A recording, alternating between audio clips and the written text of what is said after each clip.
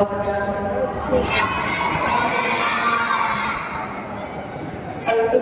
أمانة فاحفظوها بالإيمان والعمل الصالح. أما بعد، نحن نحن اليوم هناك وصلت في تاريخنا بأوج منها 14 من أغسطس.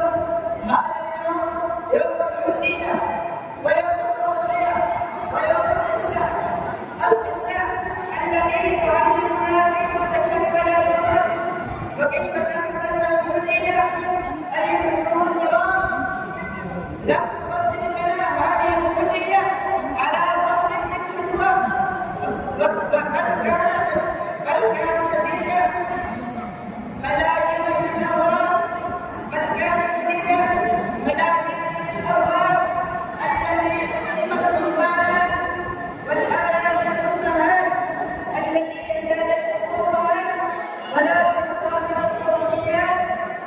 كان ذلك وقتا يسلم فيه الحكم على مسلم في الدين وتزداد دينه وكرامته ومستقبله.